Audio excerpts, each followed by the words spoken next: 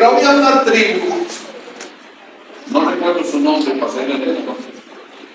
Dentro de esa tribu había hombres, había gente que no se distinguían por ir a la guerra, no que dice la palabra, que eran entendidos en los tiempos. ¿Eran qué? Entendidos en los tiempos.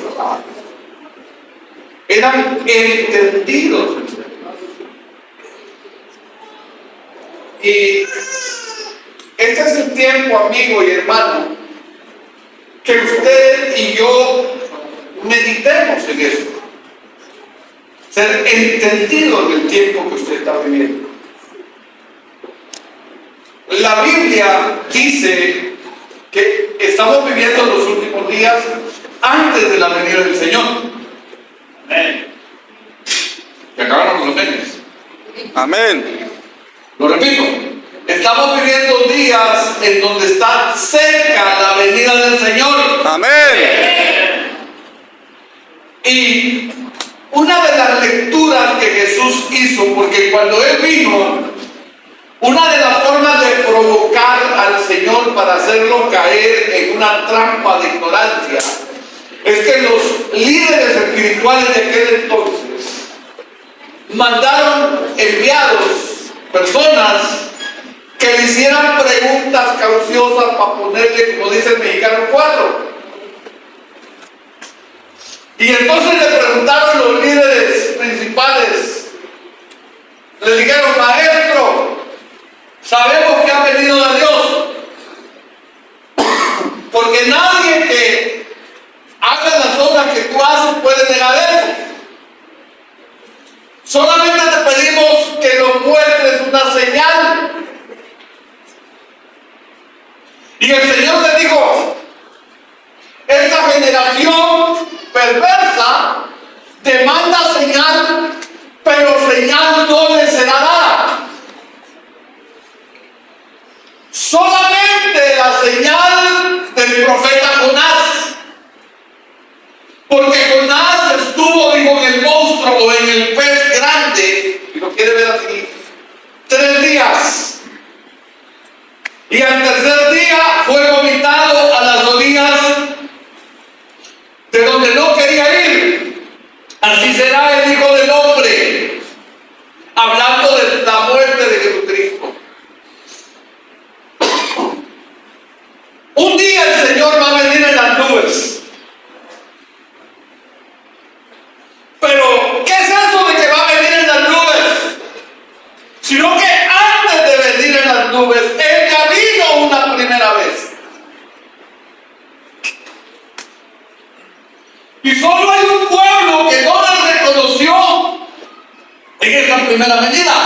Es el pueblo de Israel, los que lo crucificaron.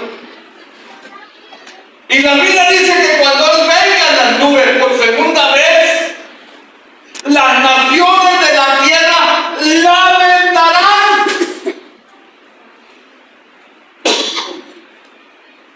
Y yo me preguntaba, ¿por qué la Biblia dice lamentarán? Porque las naciones de la tierra tienen una característica. Denle una sonrisa al que está a un lado y él, espero que no esté en la misma sintonía que ellos.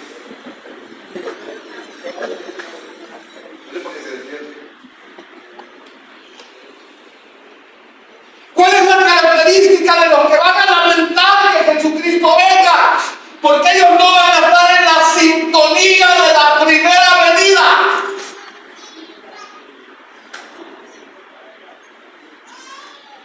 Porque para esperar la segunda venida, hay que entender, hay que disfrutar y hay que vivir las reglas y el poder de su primera venida.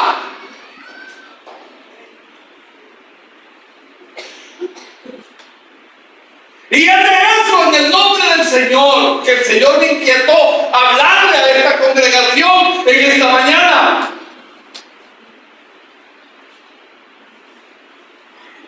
Yo no vine para acusar a nadie, vine para predicar la palabra del Señor.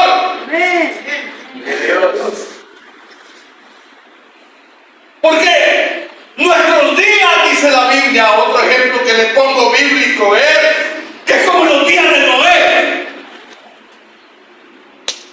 A Noé Dios lo llamó y le dijo: oye Noé, voy a juzgar la tierra. Ve y predícales que se arrepientan, porque voy a traer un diluvio. Imaginar que lloviera del cielo en ese tiempo era de locos, porque para ese entonces no llovía. La manera en cómo se regaba la tierra era que el agua brotaba del suelo, no del cielo hacia abajo. Pero Dios les anuncia la caída de agua, pero no para que llueva y les riegue sus plantitas. No, era un juicio de parte de Dios para acabar con todo. Amén. Denle una sonrisa que está a su lado, dígale: pero no le creyeron. Pero no le creyeron.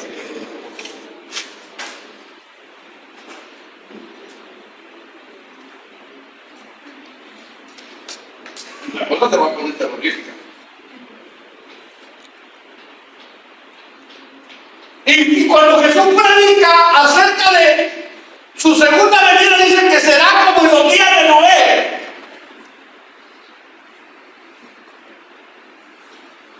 Como los días de Noé, sí. Los hermanos vienen a la iglesia, sacan su sobre, diezman, ofrendan, se sientan en la silla, cantan los 3 cantos, se hincan, algunos van hasta el altar, mediodía de ayuno y se van a su casa.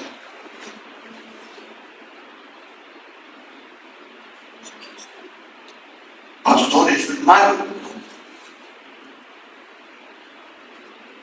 Pero Jesús arrepintió, dice, como en los días de Noé. Sabían que había un creador, sabían que había un Dios. ¿Qué pasaba en los días de Noé? Ellos estaban metidos en sus negocios, dice la Biblia, se casaban y se daban en casamiento.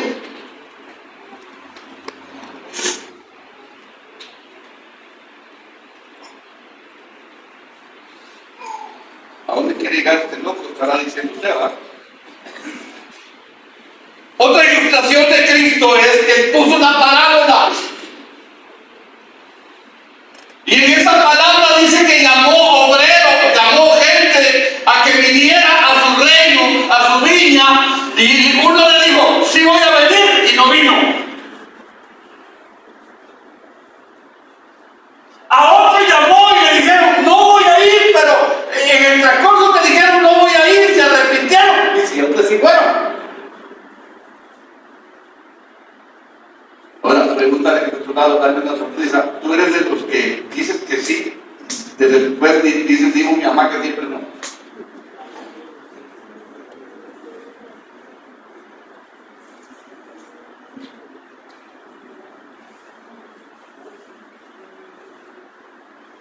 Como en los días de Noé.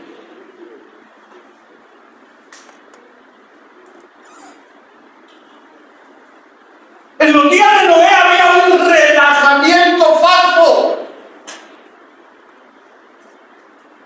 donde la gente tenía sus propias prioridades.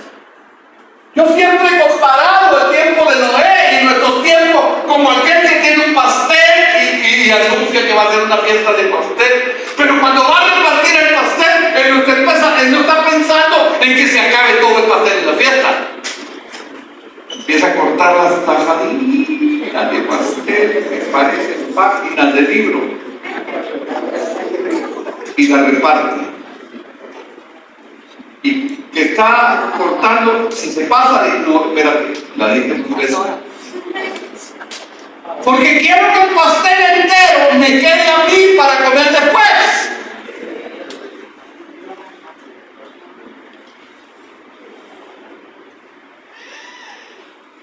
Dale una sonrisa que está a tu lado, porque Dios no quiere que partas así el pastel de tu vida.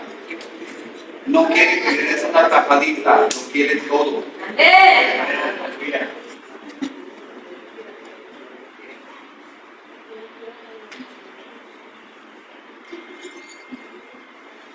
preguntándose, ¿a dónde quiere ir este hombre?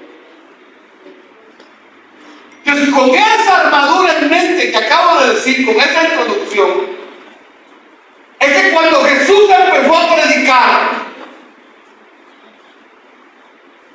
dice que bajó del poder del Espíritu Santo después de ser tentado en el desierto.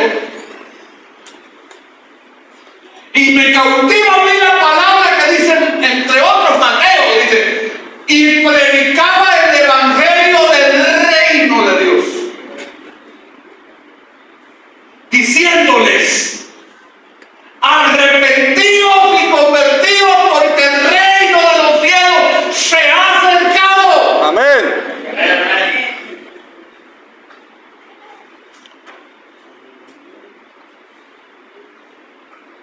Porque cuando hablamos de la manifestación de Cristo, en dos venidas, la primera nace en el pesebre, pero en la segunda todo ojo le verá. Amén.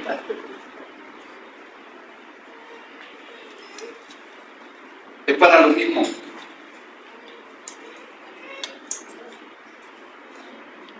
Pero en la primera, Él vino a establecer su reino entre los hombres.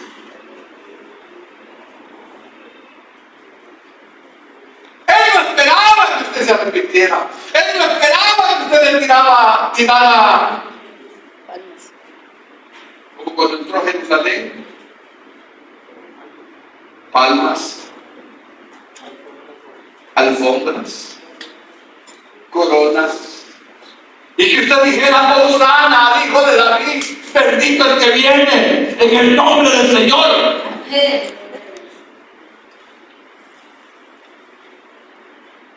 En su primera venida, su corazón, Él no espera que usted tenga eso. Cada uno de los que estamos aquí tenemos una radiografía o una biografía o un testimonio diferente de la manera en cómo Dios nos encontró. Amén.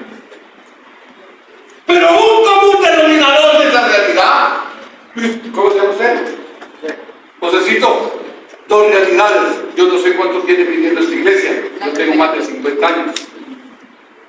Más de 40 años están en el Evangelio. Pero aunque tú seas nuevo y yo ya viejo en las cosas de Dios, tú y yo, José, tenemos un común denominador. No importa el tiempo que yo haya pasado. Créeme una cosa. Entrar por esa puerta no fue fácil para ti, menos para mí. Ustedes tuvieron que convencer.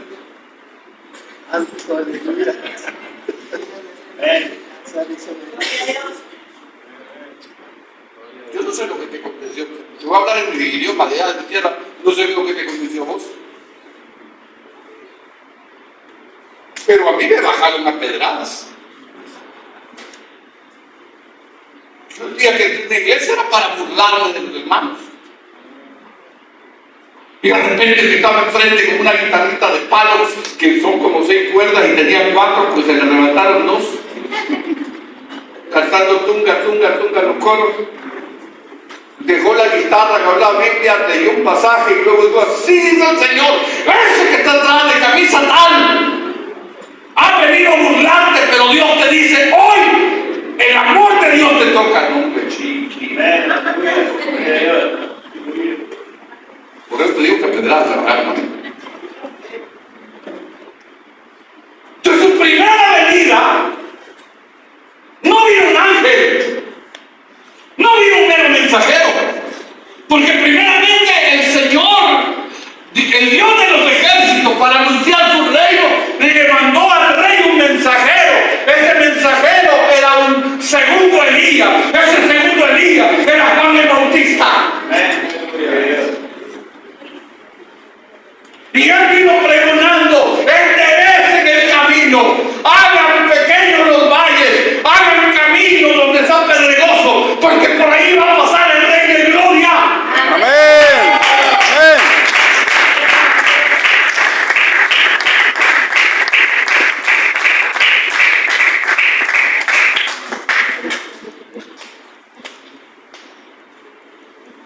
Pero ¿sabes qué?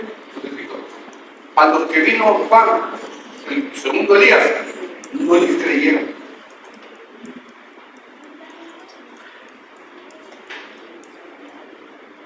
Pero luego no vino un ángel. No, vino el mero mero. Rey de reyes y Señor de señores. Amén. Y a mí me llama la atención que él no se fue a anunciar al palacio de Herodes ni al de César, jefe de los romanos. Se le apareció en las vigilias de la noche a los pastores. Amén. Y esta noche me estaba meditando en esta palabra, pastor. Y yo dije, Señor, ¿por qué primero se le apareciste a los pastores? No te le apareciste a zapateros, ni a mecánicos, ni a taxistas, ni a choferes de Uber, no, a pastores.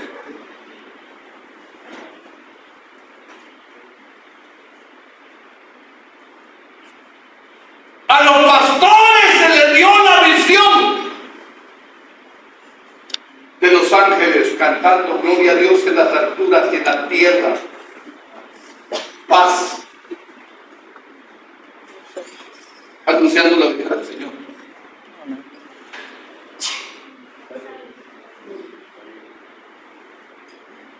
Dale una sonrisa a su lado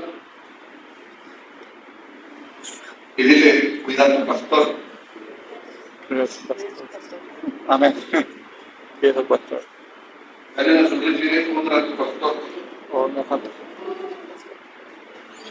¿Sabes por qué? Porque él es el encargado de anunciarte la venida del rey. Él es el encargado de prepararte para el rey. Él es el encargado para que el reino primero caiga en su corazón y luego a tu corazón.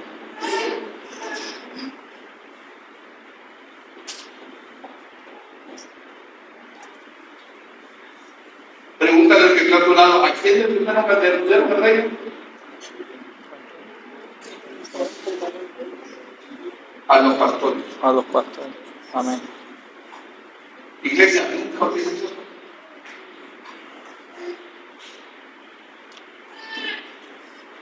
Ahora, cuando el reino venga, te van a presentar delante del rey. Y tienes que hacerte una pregunta. ¿A quién le van a preguntar por vos?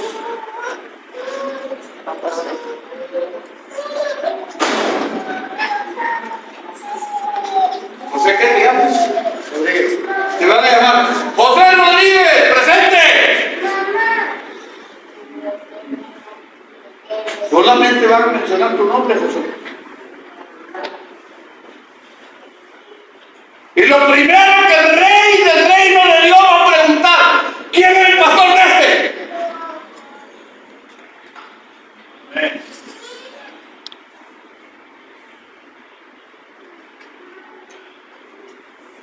¿Quién es él?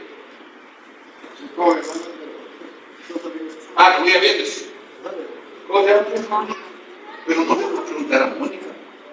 Mónica, ¿y esto quién es? Ni le van a preguntar al Papa. ¿Estás casado? Ah, soltero. Y si tienes novia, no le van a preguntar al novio. Para tus cuentas. Es una noticia para ti. Bonita tu pastor. ¿Sabes por qué dice su pastor? Porque cuando ese rey venga, y no va a venir a establecerse en tu corazón, estás aquí para establecerse en tu corazón, pero cuando él venga por segunda vez, si no estás establecido, mejor espérame al final, yo te explico cómo está el rollo.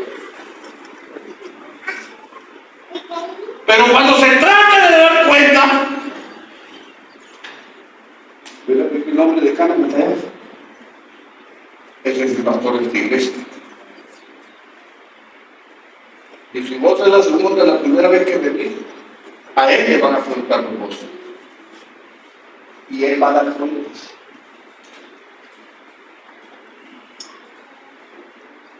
¿Qué le daré? ¿Qué le daré? No tengo que, porque todas las cosas son suyas.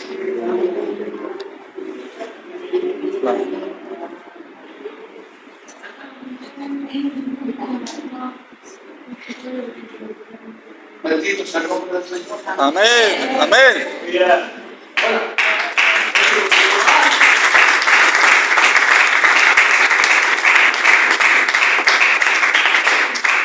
Y no me vayan a acusar que estoy pidiendo público, pero estos son temas de mucha fe.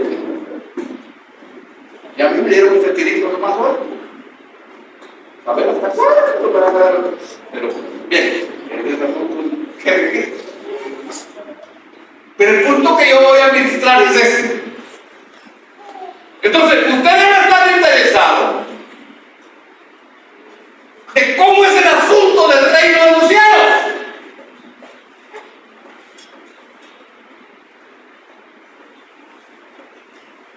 Porque la salvación de la cual predica la iglesia, la salvación de la cual predica el cuerpo de Cristo, es la salvación no de una iglesia individual, de una bandera, es la salvación de un reino. Es más, es la puerta de entrada a un reino.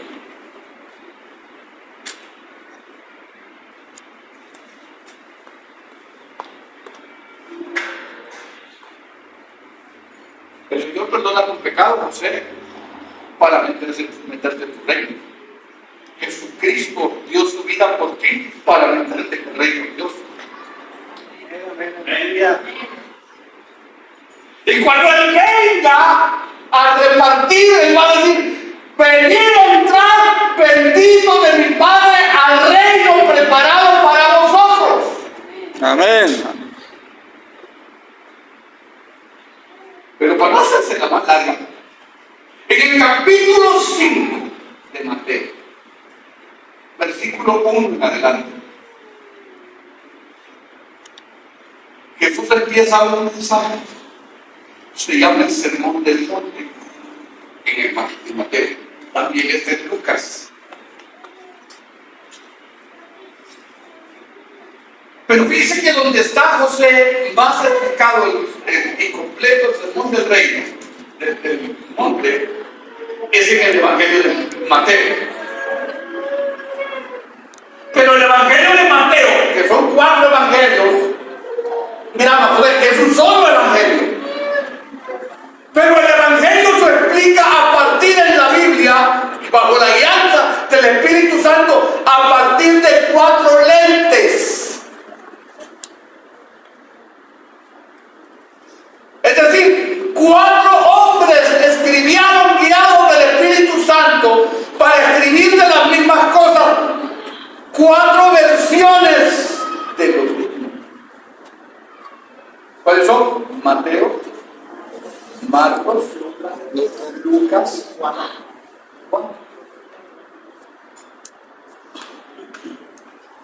Cada una de estas versiones, fíjate la economía del Dios, del amor de Dios. Por ejemplo, Marcos es el evangelio inspirado por Dios para hablarnos a nosotros en el siglo XXI, acá en la vida verdadera, pero originalmente la mente de Marcos. Él pensó en los hermanos que estaban dispersos en el mundo gentil del Imperio Romano. Por eso vas a notar, José, que el evangelio de Marcos es un evangelio de acción. No se detiene en detalles de que anduvo caminando. No, es pura acción. Porque en la mentalidad del Imperio Romano, como eran militares, era de acción.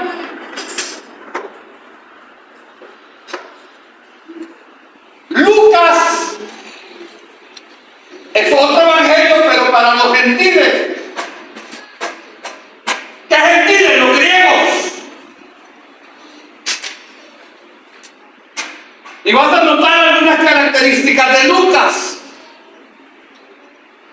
Pero Juan es un evangelio más profundo,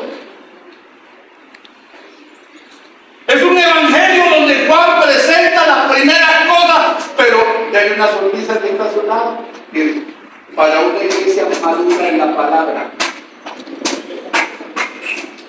Hermano, una persona que lee Juan y todavía se confunde buscando Apocalipsis donde está Jesús, no puede entender. Denle una sonrisa que está a tu lado y hay que hablar. Hermano, hay creyentes que tienen 3 años que están viniendo a la iglesia y nunca se han leído la Biblia de un solo plumazo de Génesis y Apocalipsis. Siempre usan la manera de leer al estilo emocional, ¿verdad? Prenden un ventilador. Me siento desanimado, espero que Dios me hable y pone el ventilador a donde las hojas de la Biblia y cuando dice Dios, ahora háblame con el dedo. Y el dedo dice, en el texto que dice, y Judas se ahorcó. ¿Y eso qué quiere decir? Vamos a ver que si hay otro texto que lo explique. Y vuelve a la Biblia y le pone el dedo, Señor, háblame, ¡pum! Y cae. Y el texto dice, ve tú y haz lo mismo.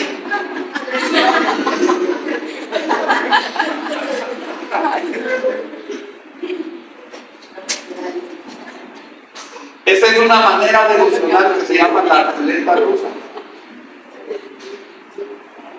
Hermano, esa es la manera de leer la Biblia. El 14 de febrero anda buscando puros textos emocionales. Háblame si me amas.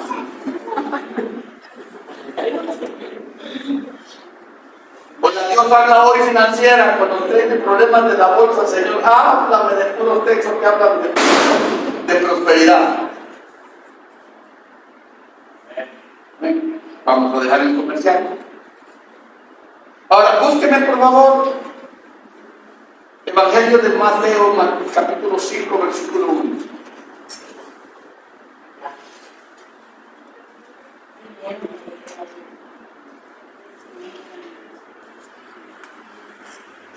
Versículo 2.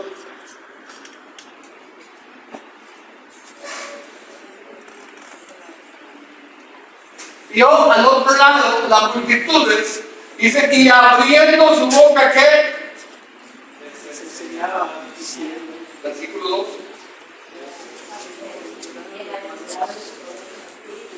Porque de ellos es el reino de los cielos.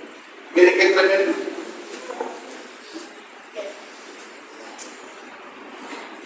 Jesús, mire, este es el primer mensaje, según Mateo.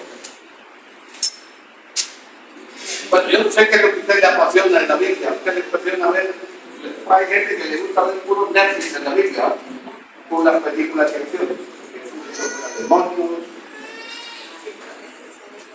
Yo espero, denle una sorpresa, ahí está el pastor que puede usar después del culto, no le hace.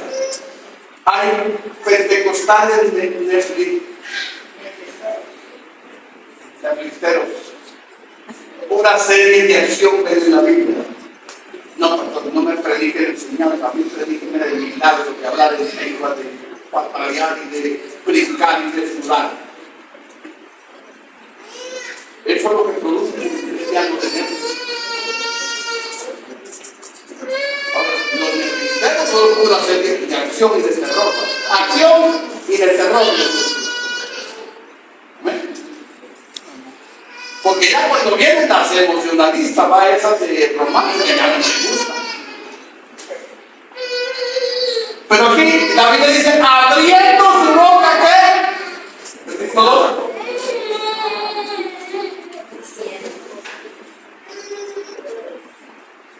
Denle la solución del blog. Amar la enseñanza.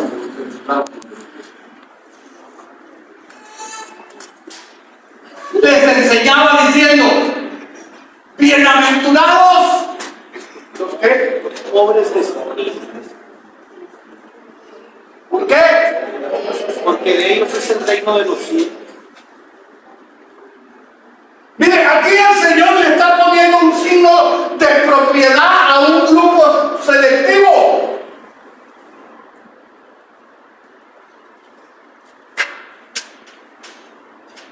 Él está diciendo, para que el reino de los cielos, para que seas parte, para que entres, para que goces de la propiedad del reino, el primer requisito es que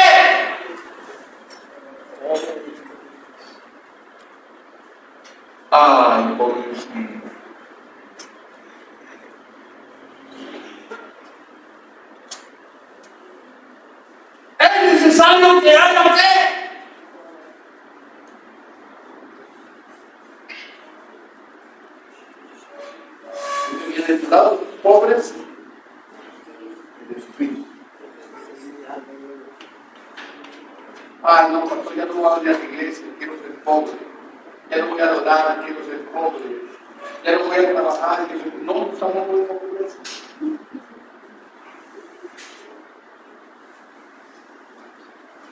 Más bien, lo que el Señor se refiere aquí, primero es la pobreza espiritual del individuo. ¿Qué es eso, predicador? Es aquella dimensión donde la persona se da cuenta como el hijo pródigo. ¿Cuál es la palabra del pródigo? Este pidió su herencia, se sintió rico, derrochó. Y cuando andas con dinero, hermano, te llueven los amigos en la cantina.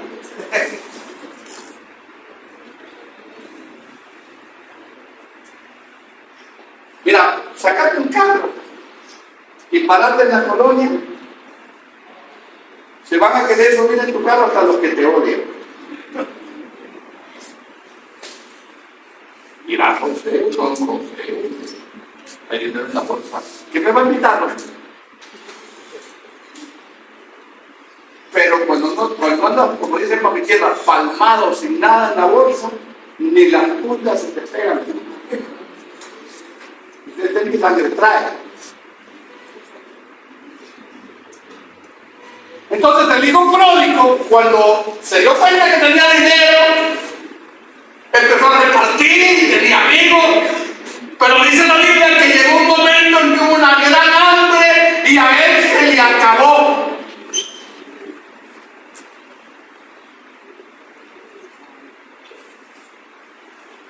¿Cuándo le llegó la pobreza espiritual a este hombre?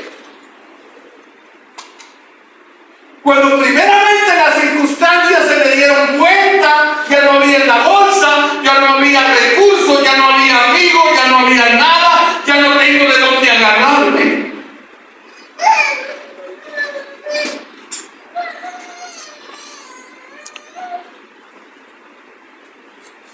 La mujer, cuando me dan un diagnóstico, cuando me corrieron del trabajo, cuando ya los currículum que llevo, cuando ya las habilidades ya no me funcionan para que me den trabajo. Cuando te pasa a ti lo que me pasó ayer en el Banco Azteca, y a pagar un depósito de mi esposa, normalmente yo voy con problemas de rodillas, me paro en primera fila de este lado, y pasa el señor, no, ahorita no hay, solo hay una cajera. Va a servir hasta atrás. Si quieres, siéntese, yo le digo cuando se da el turno, había 17 adelante de mí.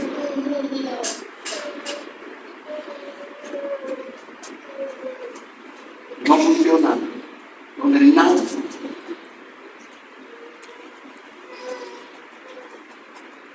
Entonces, ¿con qué comparo la pobreza espiritual? Solo hay una forma. Karina, solo hay una forma, tocar el fondo.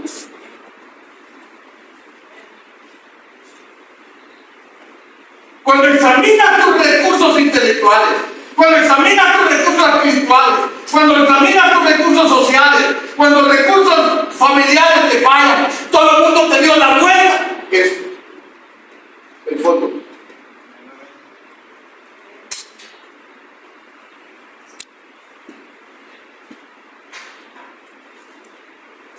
Tengo una noticia para ti. Si no has llegado hasta ahí, todavía te falta.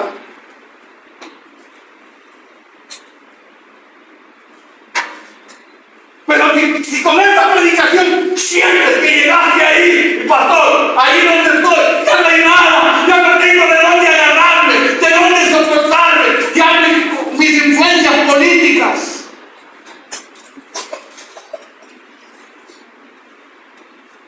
Ahí tengo una buena noticia, si es tu parte de fondo. Fondos, el que tocó. Aquel hombre antiguo que le mataron a sus hijos, que se le murieron las mulas, que se le murieron los caballos, que hasta la esposa lo dejó. Se llamaba Job. Allá tocando en el fondo dijo: yo sé que mi Redentor vive y del polvo me va a levantar. Amén. Amén.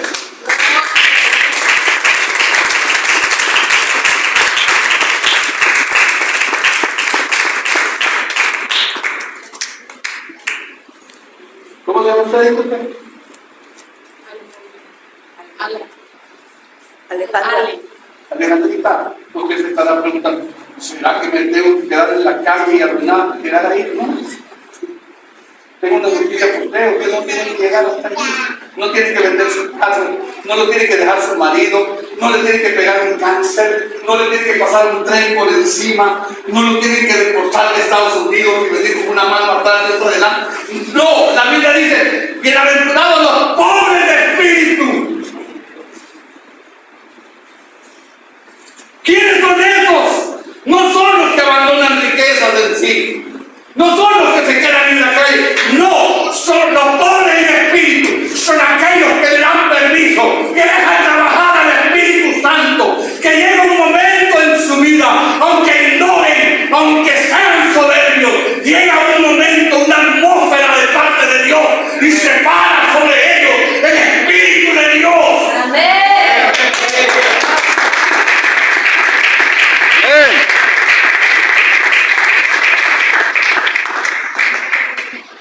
Y se mete el Espíritu de Dios en José con una palabra. Y le dice: José, aunque hayas confiado en tu título, aunque hayas confiado en tus recursos, aunque estés esperando que te den una base para entrar en el Congreso, no tienes que dejar eso. Pero es mi tiempo de entrar en tu corazón y hacerte ver que eso no te hace rico.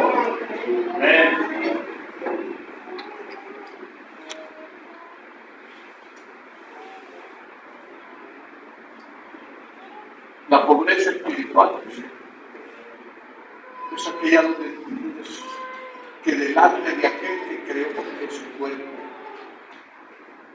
cuerpo atlético, esa mente prodigiosa que tienes, porque yo no sé qué trabajas, pero tienes una mente prodigiosa. Aquel que entra en tu corazón a través de la palabra, te dice: José, no importa lo que sepas, no importa lo que conozcas, no importa lo que ganes, no importa lo que traigas en la bolsa, no importa lo que tengas en el banco, no importa lo que te dejó la suegra, tu mamá o tu vida, delante de aquel que te hizo eres un desventurado.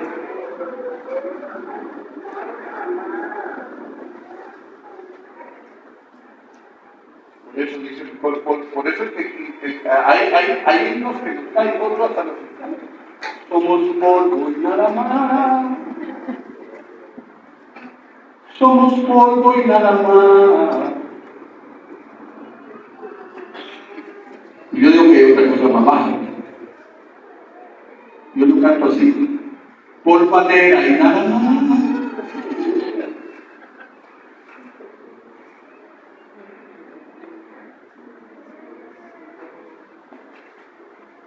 Pero te ponen el mente frente y te miras. Pobreza es cuando te miras en el lente de la palabra, en el toque del Espíritu de Dios, y por más ollas que traigas, y por más pintura que te pongas, y por más loción que te pongas, y por más que te adornes con lo que te dé el mundo, siempre te vas a ver desnuda, abatida, abatido y sucio.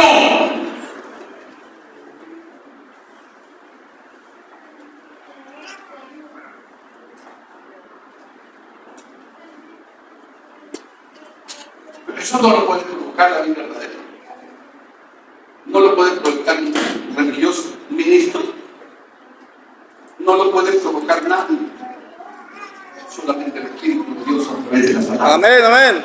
Dice la Biblia: pero cuando el Espíritu de Dios venga, convencerá al mundo de pecado, de justicia y de juicio.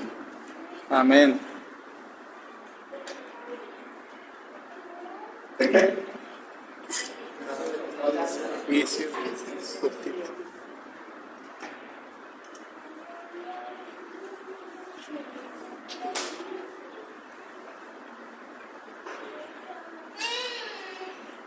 Solamente, amigo y hermano, cuando estás en esta condición,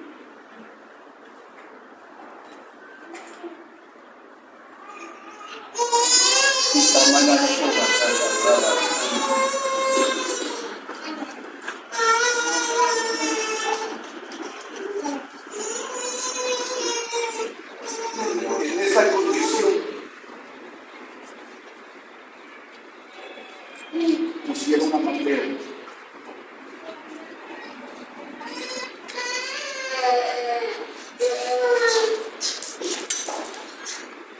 así te dice el Señor. Yo tengo riquezas para ti y para tu casa. Pero ¿sabes qué dice el Señor? Las riquezas en las que te hagan comenzar, no me dejan decir, necesitas de tu mano. Y a soba, cae al lado, a soba. Sunda casa brava sabatia.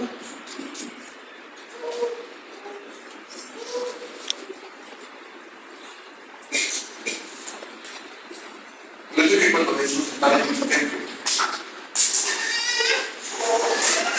hablando de oración, hablando de la oración, estaba un fariseo delante, estaba un publicano. El fariseo decía: Padre, gracias, porque doy el tiempo de todo lo que tengo, porque leo tu palabra y ayuno 3 veces por semana. Y Padre, te doy gracias porque no soy como publicano.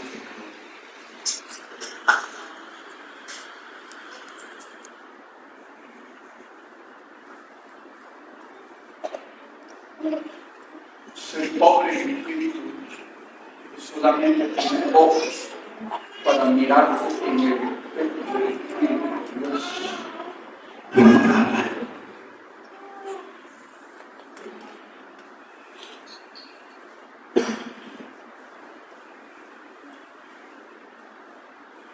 Tengo una noticia para la iglesia. No importa todo lo que practiques. No importa lo que obstáculos que te pueda poner el Señor en el espíritu. Nunca salgas. Nunca salgas. Y vas a seguir en la presencia de Dios de esta persona.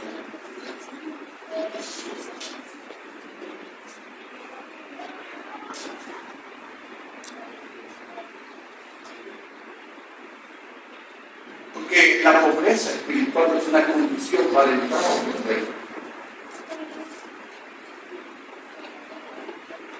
Pero la realidad de esta condición también es prioridad para moverse en el reino de los cielos, el que quiera ser mayor entre nosotros.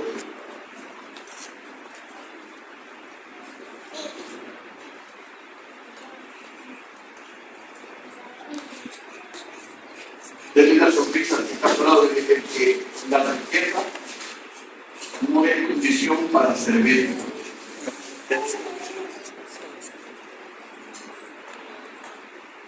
El que llega hacia la vida, hágase como que no quiere.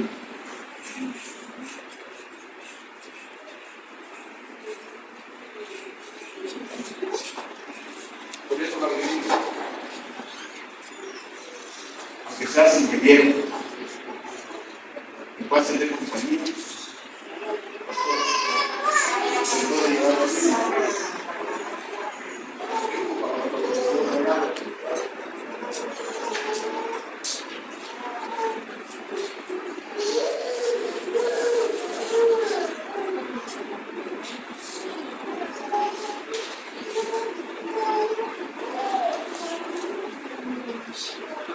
La Biblia dice que el que se humilla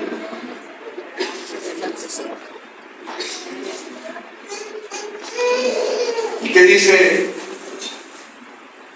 Segunda de Crónicas 7:14.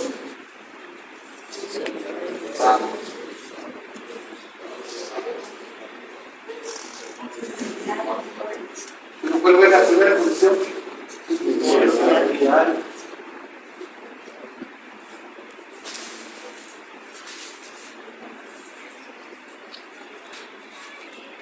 ¿Cómo se necesita humillación para el alma? Yo pensaba que para Poblada es un rollo, que para Obregón es un rollo.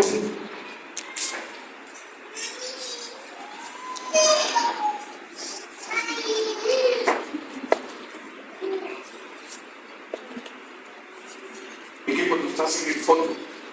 Allá en el fondo. Y tú ubicas en el fondo. Entonces, yo escuchaba un mensaje de Dante Gebel que me pasó mi esposa. Y mi hermano, pastor, me dijo, oren por mí, ¿qué te pasa? Estoy tocando fondo y que allá, que allá. ¿Cómo que allá? Sí, no me estás diciendo que tocaste en el fondo. ¿Con qué topaste allá en el fondo? Que tengo yo que oiga el pendejo dice. Mira qué tremendo dice. ¿Con qué topaste? Parece chiste, ¿verdad?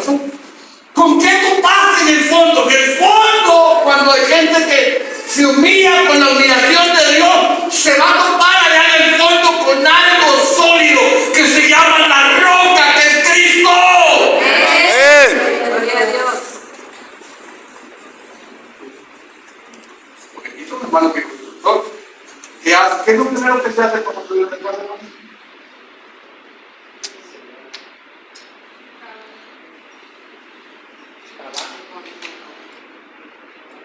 Le dice a los chalanes, ¿cuánto llama el trabajo?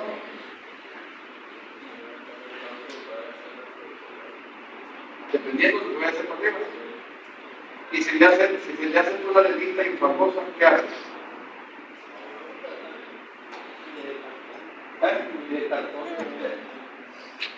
¿Y qué hace cuando hay banquito y uno quiere trabajo? Y viene para abajo hasta que encuentre que porque se pone la zapatas, porque cosas no se van a venir un tiempo conmigo, va a todo abajo.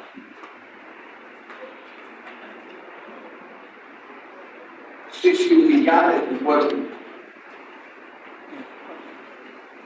muchos creyentes, muchas iglesias no se dan cuenta que las riquezas de Dios empiezan a dónde? En lo profundo.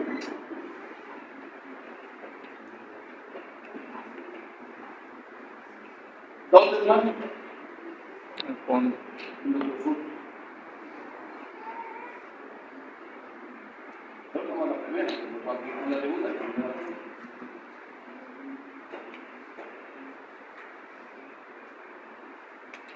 Por eso en los tiempos de máxima desierto de Israel, lo que le demandan al sacerdote dice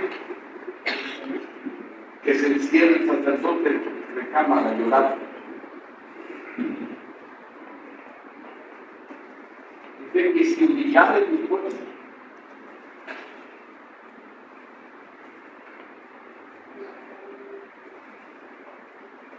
es a partir de ese fondo que Dios primero trabaja la salvación.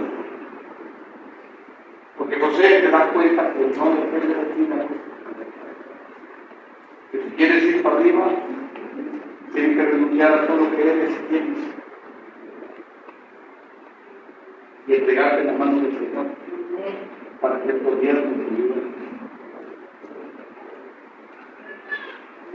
Y una vez que estés adentro, el Señor no puede gobernar tu vida si no te mantienes en esa posición espiritual. Por eso es que la Biblia dice, bienaventurados los pobres. ¿Porque qué? ¿Bienaventurados qué?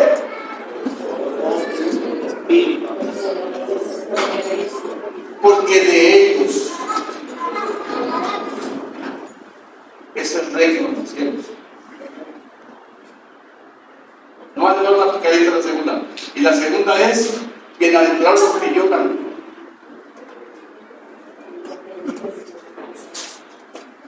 Porque no es un lloro de coraje, es un lloro de tristeza porque la regaste, porque le fallaste a Dios. Más que un lloro de impotencia, es un lloro de dolor. Y estas dos cosas no te las van a sacar, no sé, en una clínica de automotivación. No, estas dos cosas. ¿Qué? La pobreza de espíritu, llegarte a ese fondo y hacerte tu corazón llore porque le fallaste a Dios, solo es obra del Espíritu de Dios. Amén. Porque el Espíritu de Dios toca el corazón. Amén. Amén.